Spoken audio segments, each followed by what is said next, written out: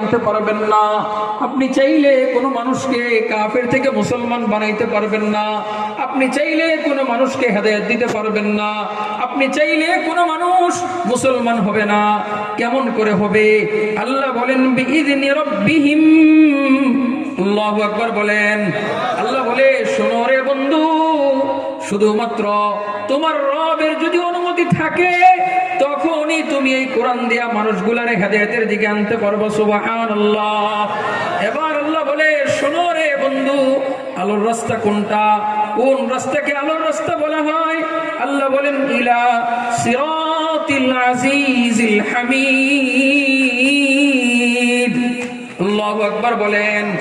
আল্লাহ বলেন, সেটা তো আলোর রাস্তা হলো সেই রাস্তা, যেই রাস্তা হলো পরাক্রমশালী আল্লাহর রাস্তা, যেই রাস্তা হলো প্রশংসাযোগ্য মালিকের রাস্তা। ঠিক কিনা বলেন? বন্ধু, কেমন করে বললে জানি আপনারা বুঝবেন? যদি মালিক চায় তাহলে বান্দার হেদায়েত হবে, মালিক না চাইলে হবে না। আল্লাহ কোরআনের মধ্যে সুন্দর মতো বলেন, ফাআলুল লিমা ইউরিদ। আল্লাহু আকবার বলেন। আল্লাহ বলে, শোনো, আমি চাইলেই হয়, নবী চাইলে হয় না। আমি যেটা ইচ্ছা করি সেটাই করা হয়। আমি চাইলে হবে, না চাইলে হবে না।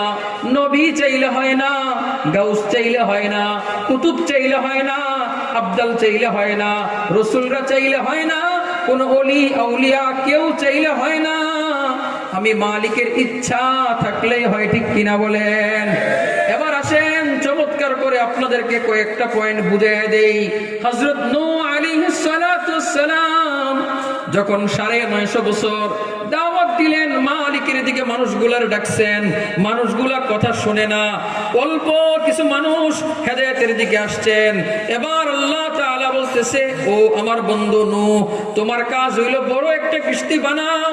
ওই কিস্তির মধ্যে যারা হেদায়েত পাইছে তাদেরকে নিয়ে উঠো, মহাপ্লাবন দিব, সবগুলার শেষ করে দিব ইমানদার ছাড়া। এমন এক মজার কাণ্ড ঘটছে, দুর্ঘটনা ঘটছে। নূহ নবীর ছেলে সেই কিন্তু ঈমান আনে নাই, কাফেরদের দলে চলে গেছে। নূহ নবী বারবার সন্তানকে বুঝায়, সন্তান রে ঈমান আন, কিস্তির মধ্যে চলে আয়, মহাপ্লাবন আসতেছে, ডুবায়া কিন্তু মারবে, শেষ হয়ে যাবি।